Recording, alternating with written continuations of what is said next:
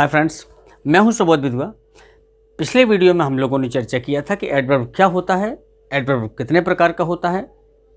तो हम लोगों ने पिछले वीडियो में पढ़ा था कि नाउन प्रोनाउन इंटरजेक्शन को छोड़कर सभी पार्ट्स ऑफ स्पीच को मॉडिफाई करता है, सभी पार्ट्स ऑफ स्पीच की विशेषता बताता है, वो एडवर्ब होता है। लेकिन वो नाउन प्रोनाउन और इंटरजेक्शन को मॉडिफाई नहीं करता है, नाउन प्रोनाउन इंटरजेक्शन की विशेषता नहीं बताता है।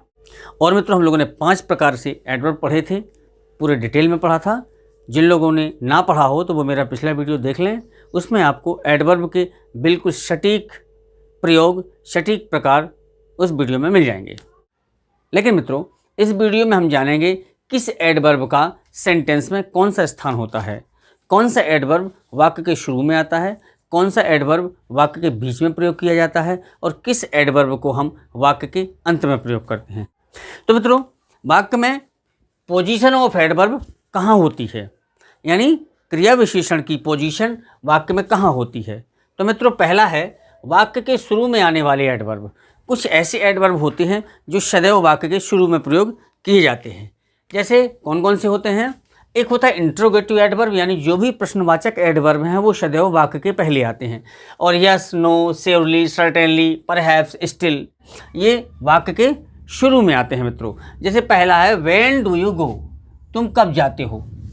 तो ये जो व्हेन है ना, व्हेन ये क्या ही इंट्रोगेटिव एडवर्ब है, इसलिए ये है जो आपका वाक्य के शुरू में आया है। दूसरा, श्योरली शी इज करेक्ट, इस सेंटेंस को, पूरे सेंटेंस को मॉडिफाई कर रहा है श्योरली, तो ये आपका एडवर्ब हुआ। ठीक है मित्रों, तो ये आपका हुआ एडवर्ब श्योरली। तो मित्रों, ये वाक्य के पहले क्यों आया? तो एक बात समझ लीजिए कि जो भी एडवर्ब पूरे सेंटेंस की विशेषता बताता है वो सदैव वाक्य के पहले आता है। आप यूं समझ लीजिए कि इंट्रोगेटिव एडवर्ब और आपका सेंटेंस एडवर्ब ये आपकी सदैव वाक्य के शुरू में आते हैं।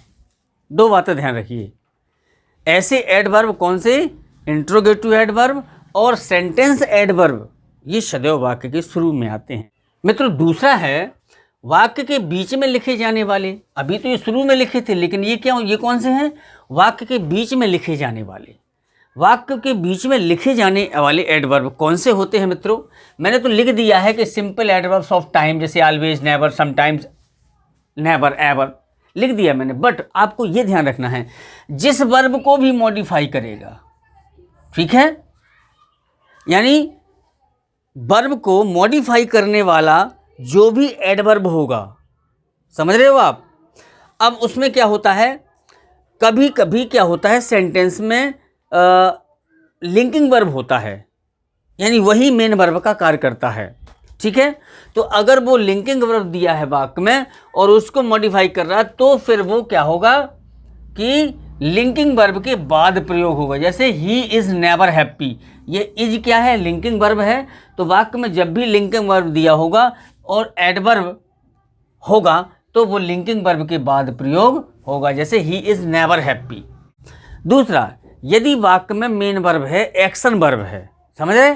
यानी अगर एक्शन वर्ब नहीं है तो फिर वो लिंकिंग वर्ब के बाद आ जाएगा। अगर वाक्य में एक्शन वर्ब है तो सदैव उसी वर्ब के पहले आता है, हमेशा।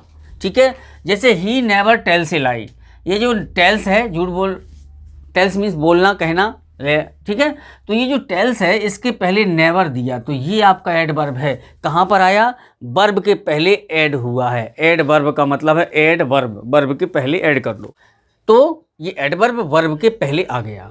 ठीक है, अगर यही एडवर्ब हेल्पिंग वर्ब दिया होता, जैसे he does not call me, does helping verb है और कॉल मीन्स बुलाना, ये वर्ब है, और ये नॉट नामक एडवर्ब नेगेटिव एडवर्ब दिया है, सिंपल एडवर्ब ऑफ नेगेशन वाला। तो इसमें क्या है, ये भी देखो, इस वर्ब के पहले आया है ना।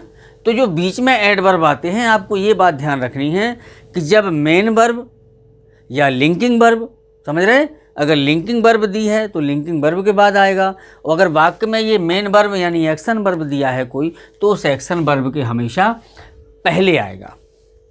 तीसरा बिंदु, वाक्य के अंत में प्रयोग होने वाले। अब कुछ ऐसे भी होते हैं जो वाक्य के अंत में प्रयोग होते हैं। तो मित्रों, इससे पहले जानना ये जरूरी है कि मोस्टली एडवर्ब आपका एल वाई लगाकर बनाया जाता है। कैसे बनाया जाता है? एल वाई लगाकर बनाया जाता है। तो आपको क्या करना है, इसमें एक चीज़ चेक करनी है कि अगर वाक्य में ऑब्जेक्ट नहीं है, अगर वाक्य में ऑब्जेक्ट नहीं है तो आप वर्ब के बाद लगाएंगे। अगर वाक्य अकर्मक क्रिया है सेंटेंस में तो आप लगाएंगे इसके बाद, वर्ब के बाद।